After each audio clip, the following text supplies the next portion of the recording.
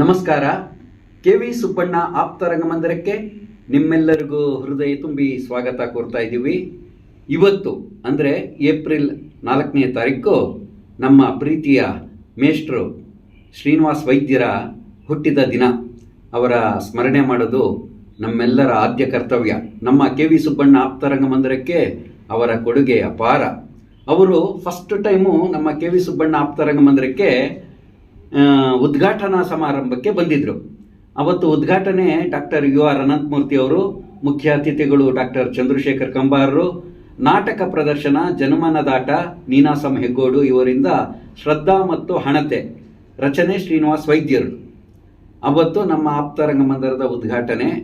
ಅವತ್ತು ತುಂಬ ಪ್ರೀತಿಯಿಂದ ಜಿ.ಕೆ. ಗೋವಿಂದರಾಯರು ಮತ್ತು ಶ್ರೀನಿವಾಸ್ ವೈದ್ಯರು, ಸುಮಾರು ಗಣ್ಯ ವ್ಯಕ್ತಿಗಳು ನಮ್ಮ ಕೆ.ವಿ. ಸುಬ್ಬಣ್ಣ ಆಪ್ತ ರಂಗಮಂದಿರಕ್ಕೆ ಬಂದಿದ್ದರು. ಅವತ್ತು ಆ ನಾಟಕ ನೋಡಿ ಬಹಳ ಸಂತೋಷ ಪಟ್ಟಿದ್ರು. ಶ್ರೀನಿವಾಸ್ ವೈದ್ಯರು ನನ್ನನ್ನು ಹತ್ರ ಕರೆದು ಹೇಳಿದ್ರು, ಏನಂದರೆ, ನಾವು ಆಗರ್ಭ ಶ್ರೀಮಂತರಲ್ಲಪ್ಪ, ಆದರೆ ನಿಮ್ಮ ಸುಬ್ಬಣ್ಣ ಆಪ್ತ ರಂಗಮಂದಿರಕ್ಕೆ ಏನಾದರೂ ಕೊಡುಗೆ ಬೇಕು, ಆರ್ಥಿಕ ನೆರವು ಬೇಕು ಅಂದರೆ ನಾವು ತುಂಬ ಹೃದಯದಿಂದ ನಿಮಗೆ ಸಹಾಯ ಮಾಡ್ತೀವಿ ಅಂತ ಬಹಳ ಪ್ರೀತಿಯಿಂದ ಹೇಳಿದರು. ಆಗ ಅವರು ನಮಗೆ ಒಂದು 3,000 ರೂಪಾಯಿ ಚೆಕ್ ಬರೆದು ತುಂಬ ಪ್ರೀತಿಯಿಂದ ಕೊಟ್ಟಿದ್ದರು. ಯಾರಿಗೂ ಹೇಳೋದು ಬೇಡ, ನೀವು ನಿಮ್ಮ ಕಾರ್ಯಕ್ರಮಗಳಿಗೆ ಉಪಯೋಗಿಸ್ಕೊಳ್ಳಿ ಅಂತ ಹೇಳಿ ಅವರು ಬಹಳ ಆತ್ಮೀಯವಾಗಿ ಮೊದಲ ಕಾಣಿಕೆಯಾಗಿ ಅವರು ನಮಗೆ ಕೊಟ್ಟಿದ್ದರು. ಅದು ಈಗಲೂ ನಮ್ಮ ಮನಸ್ಸಿನ ಆಳದಲ್ಲಿ ಅದು ಶಾಶ್ವತವಾಗಿ ಉಳಿದಿದೆ. ಮೊದಲ ಸಾರಿ ಅವರು ನಮ್ಮ ಸುಬ್ಬಣ್ಣ ಆಪ್ತ ರಂಗಮಂದಿರಕ್ಕೆ ನೆರವು ನೀಡಿದ್ದು. ಅದಾದಮೇಲೆ ಅವರ ಬಾಂಧವ್ಯ ತುಂಬ ಚೆನ್ನಾಗಿತ್ತು. ಬಹಳ ಅದೃಷ್ಟಶಾಲಿಗಳು ನಾವು. ಯಾಕೆ ಅಂದರೆ, ಬೆಂಗಳೂರು ದಕ್ಷಿಣದಲ್ಲಿ ಸುಮಾರು ಗಣ್ಯ ವ್ಯಕ್ತಿಗಳು, ಸಾಹಿತಿಗಳು, ರಂಗಭೂಮಿ ಕಲಾವಿದರು ಎಲ್ಲರೂ ಇಲ್ಲಿ ನೆಲೆಸಿರೋದ್ರಿಂದ ನಮಗೆ ಬಹಳ ಈಸಿಯಾಗಿ ಅವರ ಸಂಪರ್ಕ ತಗೊಳ್ಳೋದಕ್ಕೆ ಅನುಕೂಲ ಆಗ್ತಾಯಿತ್ತು. ಇಲ್ಲೇ ಹತ್ತಿರದಲ್ಲಿ ಜಯನಗರ 3rd ಬ್ಲಾಕ್ ಇಲ್ಲ 4th ಬ್ಲಾಕ್ ಮಧ್ಯದಲ್ಲಿ ಅವ್ರ ಮನೆ ಇದೆ. ನೀವು ಯಾವಾಗ ಬೇಕಾದರೂ ನಮ್ಮ ಮನೆಗೆ ಬನ್ನಿ, ನಾವು ಚರ್ಚೆ ಮಾಡೋಣ ಅಂತ ಹೇಳ್ತಾಯಿದ್ರು. ಆಮೇಲೆ ಅವ್ರದ್ದೊಂದು ಸಂವಾದ ಟ್ರಸ್ಟ್ ಅಂತ ಒಂದಿತ್ತು. ಅದು ಬಹಳ ಇಂಟ್ರೆಸ್ಟಿಂಗು. ಪ್ರತಿ ತಿಂಗಳು ಒಬ್ಬರು ಗಣ್ಯರನ್ನ ಕರೆದು ಒಂದು ಚರ್ಚೆ ಮಾಡೋದು, ಸಂವಾದ ಮಾಡೋದು ಆ ಟ್ರಸ್ಟಿನ ಉದ್ದೇಶ ಆಗಿತ್ತು. ಆಗ ಒಂದು ದಿವಸ ಹೇಳಿದ್ರು ಶ್ರೀನಿವಾಸ್ ವೈದ್ಯರು, ನನಗೂ ವಯಸ್ಸಾಗ್ತಾ ಇದೆ, ಈಗ ಸಂವಾದ ಟ್ರಸ್ಟ್ನ ನೀವೆಲ್ಲರೂ ಯುವಕರು ನಡೆಸಬೇಕು, ನೀವು ಸಹ ಕಾರ್ಯದರ್ಶಿಗಳಾಗ್ಬಿಡಿ, ನಾನು ಕಾರ್ಯದರ್ಶಿಯಾಗಿದ್ದೀನಿ, ನಾನು ಅದರ ಎಲ್ಲ ಮಾಹಿತಿಗಳನ್ನ ನಿಮಗೆ ಕೊಡ್ತೀನಿ ಅಂತ ಹೇಳಿ ಪ್ರತಿ ತಿಂಗಳು ಒಂದು ಮೀಟಿಂಗ್ ಕರೆಯೋರು. ಅದರಲ್ಲಿ ಯಾರ್ಯಾರು ಇರ್ತೀವಿ ಅಂದರೆ, ಪ್ರೊಫೆಸರ್ ಜಿ. ವೆಂಕಟಸುಬ್ಬಯ್ಯ ಅವರು, ಮತ್ತು ನಮ್ಮ ಜಿ.ಕೆ. ಗೋವಿಂದರಾಯರು, ಮತ್ತು ಶ್ರೀನಿವಾಸ್ ವೈದ್ಯರು, ಆಮೇಲೆ ಶ್ರೀಧರ ಮೂರ್ತಿ ಮತ್ತು ಅವರ ದಂಪತಿಗಳು, ಈ ಒಂದು 5-6 ಜನ ಕೂತ್ಕೊಂಡು ನಾವು ಸಂವಾದ ಟ್ರಸ್ಟ್ದು ಚರ್ಚೆ ಮಾಡೋದು. ಪ್ರತಿ ತಿಂಗಳು ಒಂದು ಮೀಟಿಂಗು.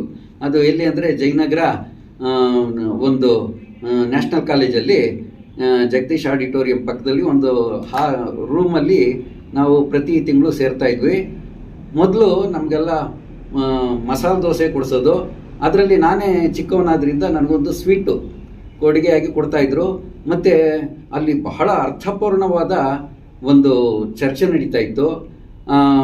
ದೋಸೆ ಬರೋದಕ್ಕೆ ಮುಂಚೆ ನಾವು ಸಂವಾದ ಟ್ರಸ್ಟಿಂದ ಬಗ್ಗೆ ಬಿಟ್ಟು ನಾವು ಬೇರೆ ಏನಾದರೂ ಡಿಸ್ಕಸ್ ಮಾಡೋಣ ಅಂತ ನಮ್ಮ ಪ್ರೊಫೆಸರ್ ಜಿ. ವೆಂಕಟಸುಬ್ಬಯ್ಯ ಅವರು ನೇತೃತ್ವದಲ್ಲಿ ಅದು ನಡೀತಾ ಇತ್ತು. ಅದು ದೋಸೆ ತಿಂದಾದ್ಮೇಲೆ ಕೂಡ ಒಂದು ಗಹನವಾದ ಚರ್ಚೆ ಮುಂದುವರಿತಾ ಇತ್ತು. ಸಂವಾದ ಟ್ರಸ್ಟಿನ ಕಾರ್ಯಕ್ರಮಗಳ ಬಗ್ಗೆ ಅವತ್ತು ಮಾತಾಡೋಕ್ಕೆ ಆಗ್ತಾ ಇರಲಿಲ್ಲ. ಮಾರನೇ ದಿವಸ ಶ್ರೀನಿವಾಸ್ ವೈದ್ಯರು ನನಗೆ ಫೋನ್ ಮಾಡಿ, ಮುಂದಿನ ತಿಂಗಳು ಈ ಥರ ಕಾರ್ಯಕ್ರಮ ಮಾಡೋಣ ಅಂತ ನಾವಿಬ್ಬರು ಡಿಸೈಡ್ ಮಾಡಿ ಆ ಕಾರ್ಯಕ್ರಮವನ್ನು ನೆರವೇರಿಸ್ತಾ ಇದ್ವಿ. ಆ ಸಂವಾದ ಎಷ್ಟು ಚೆನ್ನಾಗಿ ಆಗ್ತಾಯಿತ್ತು ಅಂದರೆ, ತುಂಬ ಅರ್ಥಪೂರ್ಣವಾಗಿರ್ತಿತ್ತು, ತುಂಬ ಪ್ಲಾನಿಂಗಲ್ಲಿ ಇರ್ತಿತ್ತು. ನಾವೊಂದು 200-300 ಪೋಸ್ಟ್ ಕಾರ್ಡ್ ಮೇಲೆ ಅಡ್ರೆಸ್ ಬರೆಯೋದು, ಅದನ್ನು ಪೋಸ್ಟ್ ಮಾಡೋದು ನಮ್ಮ ಕೆಲಸ ಆಗಿತ್ತು. ರಾತ್ರಿ 10:30-11 ಗಂಟೆ ತನಕ ಶ್ರೀನಿವಾಸ್ ವೈದ್ಯರ ಮನೇಲಿ ಕೂತ್ಕೊಂಡು ಅವರು ಹೆಸರು ಹೇಳೋದು, ನಾವು ಅಡ್ರೆಸ್ ಬರೆಯೋದು, ಈ ಥರದ್ದೆಲ್ಲ ಕೆಲಸ ಮಾಡ್ತಾಯಿದ್ವಿ. ತಮಾಷೆಗೆ ಹೇಳ್ತಾ ಇದ್ದೆ, ಇಷ್ಟು ಅಡ್ರೆಸ್ ಬರೆಯೋಷ್ಟೊತ್ತಿಗೆ ನೀವೊಂದು ಕಥೆನೇ ಬರೆದು ಬಿಡ್ಬೋದಾಗಿತ್ತಲ್ಲ ಸರ್ ಅಂತ ಹೇಳ್ತಾ ಇದ್ದೆ. ಬಹಳ ಸಂತೋಷವಾಗಿ ಅವ್ರ ಜೊತೆ ಕಾಲ ಕಳೆದಿದ್ವಿ.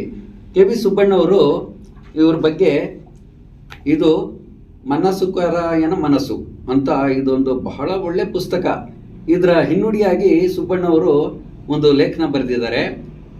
ಶ್ರದ್ಧಾ ಕೂಡಿ ನಿಮ್ಮ ಹಳೆಯ ಬರಹಗಳು ನನಗೆ ತುಂಬ ಇಷ್ಟವಾಗಿದ್ದವು. ಈ ಸಂಕಲನದ ಮೊದಲ 5 ಬರಹಗಳಂತೆ ನನಗೆ ತುಂಬ ಅಪರೂಪದ ಅಸಾಧಾರಣ ಅನುಭವ ಕೊಟ್ಟಿದೆ. 3-4 ದಿನ ಅವು ನನ್ನನ್ನು ಆವರಿಸಿಬಿಟ್ಟಿದ್ದವು. ಯಾವುದೇ ಅತ್ಯುತ್ತಮ ಸಾಹಿತ್ಯ ಕೃತಿ ಕೊಡುವ ಬಹುಗಾಢ ಅನುಭವವನ್ನು ಇವು ನನಗೆ ಕೊಟ್ಟಿದೆ. ನಿಮ್ಮ ಬರವಣಿಗೆ ನಮಗೆ ಬೇಂದ್ರೆಯವರನ್ನು ಅರ್ಥ ಮಾಡಿಸಿಕೊಡುತ್ತದೆ, ಧಾರವಾಡವನ್ನು ಅರ್ಥ ಮಾಡಿಸಿಕೊಡುತ್ತದೆ, ಕನ್ನಡ ಒಟ್ಟು ಸಾಹಿತ್ಯದ ಕೆಲವು ಗುಣಗಳನ್ನು ಅರ್ಥ ಮಾಡಿಸಿಕೊಡುತ್ತದೆ. ಅಥವಾ ಇವೆಲ್ಲ ಹೆಣೆದುಕೊಂಡಿರುವ ಕನ್ನಡದಲ್ಲಿ ನೀವು ನಿಮ್ಮನ್ನು ಕೂಡಿಸಿ ನೆಯ್ದುಕೊಂಡು ಬಿಟ್ಟಿದ್ದೀರಿ. ದಯಮಾಡಿ ಇನ್ನಷ್ಟು ಬರೆಯಿರಿ.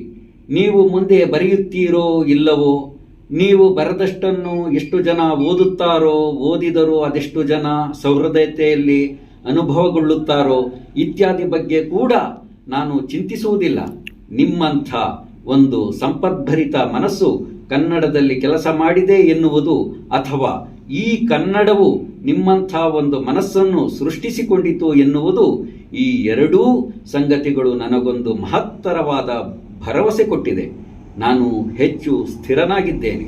ಅಭಿನಂದನೆಗಳು, ಅಭಿನಂದನೆಗಳು ಅಂತ ತುಂಬ ಆತ್ಮೀಯವಾಗಿ ಬರೀತಾರೆ. ನನ್ನ ಹತ್ರನೂ 1-2 ಸಲ ಶ್ರೀನಿವಾಸ ವೈದ್ಯರ ಬಗ್ಗೆ ಸುಬ್ಬಣ್ಣವರು ಹೇಳಿದ್ದುಂಟು. ಆಮೇಲೆ ಈ ಪುಸ್ತಕನ ಸುಬ್ಬಣ್ಣವರು UR ಅನಂತಮೂರ್ತಿ ಅವರಿಗೆ ತಲುಪಿಸ್ಬಿಡಿ ಅಂತ ನನಗೆ ಅದೊಂದು ಜವಾಬ್ದಾರಿ ಕೊಟ್ಟಿದ್ದರು. ನಾನು ಡಾಲರ್ಸ್ ಕಾಲೋನಿಯಲ್ಲಿರುವ ಅನಂತಮೂರ್ತಿ ಅವ್ರ ಮನೆಗೆ ಇದನ್ನು ಕೊಟ್ಬಿಟ್ಟು ಬಂದಿದ್ದು ನೆನಪಿದೆ. ಆಮೇಲೆ ಆ ಶ್ರದ್ಧಾ ಅಂತ ಒಂದು ನಾಟಕವನ್ನು ನಾವು 80 ಪ್ರದರ್ಶನಗಳನ್ನು KV ಸುಬ್ಬಣ್ಣ ಆಪ್ತರಂಗಮಂದಿರದಲ್ಲಿ ಮಾಡಿದ್ದೀವಿ. ಅದೊಂದು ಆಚರಣೆಯಾಗಿ ಪರಿವರ್ತನೆಗೊಂಡಿದೆ. ಅದು ಹೇಗೆ ಅಂದರೆ, ಶ್ರದ್ಧಾ ಒಂದು ತಂದೆ ಮಗನ ಸಂಬಂಧ ಮತ್ತು ತಂದೆಯ ನೆನಪು ಇದರಲ್ಲಿ ಗಾಢವಾಗಿರುತ್ತೆ. ಬಹಳ ಅತ್ಯುತ್ತಮವಾದ ಕೃತಿ ಅದು. ಅದನ್ನು ನಾವೊಂದು 80 ಪ್ರದರ್ಶನ ಮಾಡಿದ್ದೀವಿ. ಕೆಲವು ಮನೆಗಳಲ್ಲಿ ತಂದೆಯವರ ಕಾರ್ಯ ಇದ್ದಾಗ ನಮ್ಮ ನಾಟಕವನ್ನು ಕರೆಸಿ ಅವರ ಅಂಗಳದಲ್ಲಿ ನಮ್ಮ ನಾಟಕವನ್ನು ಮಾಡಿಸಿದ್ದುಂಟು. ಅದನ್ನು ಆ ನಾಟಕವನ್ನು ನೋಡ್ತಾ ತಂದೆಯ ನೆನಪುಗಳನ್ನು ಮಾಡಿದ್ದುಂಟು. ಅವರ ಮನೆಯಲ್ಲಿ ತಂದೆದ ಒಂದು ಫೋಟೋನ ಇಡೋದು, ಅದರ ಮುಂದೆ ಒಂದು ದೀಪ ಹಚ್ಚೋದು, ಅದಕ್ಕೊಂದು ಹಾರ ಇಡೋದು, ಅದಕ್ಕೊಂದು ಸ್ಮರಣೆ ಮಾಡೋದು. ಅದರ ನಂತರ ನಮ್ಮ ಶ್ರದ್ಧಾ ನಾಟಕವನ್ನು ಆಚರಣೆ ಮಾಡಿದ್ದುಂಟು, ಪ್ರದರ್ಶನ ಮಾಡಿದ್ದುಂಟು. ಬಹಳ ದೊಡ್ಡ ಅನುಭವ. ಶ್ರೀನಿವಾಸ ವೈದ್ಯರು ಒಂದು ಜೀವನ ಸಂದೇಶ ಕೊಡ್ತಾರೆ. ಏನಂದರೆ, ನಂದು 60 ವರ್ಷ ಆಗೋಯ್ತು, ಇನ್ನು ಇನ್ನೇನು ಮಾಡೋದಕ್ಕಾಗೋದಿಲ್ಲ ಅನ್ನೋರಿಗೆ ಒಂದು ಸಂದೇಶ ಕೊಡ್ತಾರೆ. ಏನಂದರೆ, ಅವರು ಒಂದು ಬ್ಯಾಂಕಲ್ಲಿ ಬಹಳ ಉನ್ನತವಾದ ಹುದ್ದೆಯಲ್ಲಿ ಕೆಲಸ ಮಾಡ್ತಾ ಇರ್ತಾರೆ. 60 ವರ್ಷದ ಆ ಬ್ಯಾಂಕಲ್ಲಿ ಸೇವೆ ಸಲ್ಲಿಸಿ ನಂತರ ರಿಟೈರ್ಡ್ ಆಗಿ ಬಂದು ಸಾಹಿತ್ಯ ರಚನೆ ಮಾಡೋದಕ್ಕೆ ಶುರು ಮಾಡ್ತಾರೆ.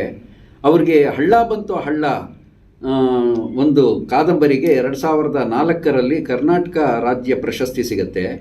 2008ರಲ್ಲಿ ಅದೇ ಕಾದಂಬರಿಗೆ ರಾಷ್ಟ್ರೀಯ ಮನ್ನಣೆ ಸಿಗುತ್ತೆ. ಕೇಂದ್ರ ಸಾಹಿತ್ಯ ಅಕಾಡೆಮಿ ಪ್ರಶಸ್ತಿ ಲಭಿಸುತ್ತೆ. ಆಮೇಲೆ ಮನಸುಕುರಾಯನ ಮನಸ್ಸು ಅನ್ನೋ ಒಂದು ಕಾದಂಬರಿ ಕೂಡ ಪರಮಾನಂದ ಪ್ರಶಸ್ತಿ ಸಿಗುತ್ತೆ. ಆಮೇಲೆ ಕರ್ನಾಟಕ ರಾಜ್ಯೋತ್ಸವ ಪ್ರಶಸ್ತಿ ಸಿಗುತ್ತೆ. ಹೀಗೆ 60 ವರ್ಷದ ನಂತರ ಮಾಡಿದ ಕೃತಿಗಳಿಗೆ ರಾಜ್ಯಾದ್ಯಂತ ಅವರಿಗೆ ಮನ್ನಣೆ ಸಿಗುತ್ತೆ. ಬಹಳ ಅದ್ಭುತವಾದ ಕಾದಂಬರಿಗಳನ್ನು ಮತ್ತು ಕಥೆಗಳನ್ನು ಬರೀತಾರೆ.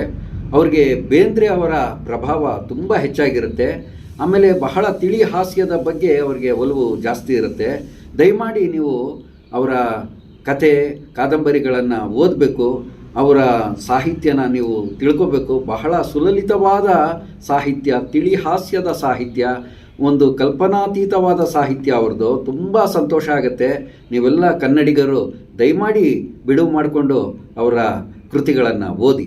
ಅವರಿಗೆ ನಿಮ್ಮೆಲ್ಲರ ಪರವಾಗಿ ಶ್ರೀನಿವಾಸ ವೈದ್ಯರಿಗೆ ತುಂಬ ಹೃದಯದ ನಮನಗಳು. ಧನ್ಯವಾದಗಳು.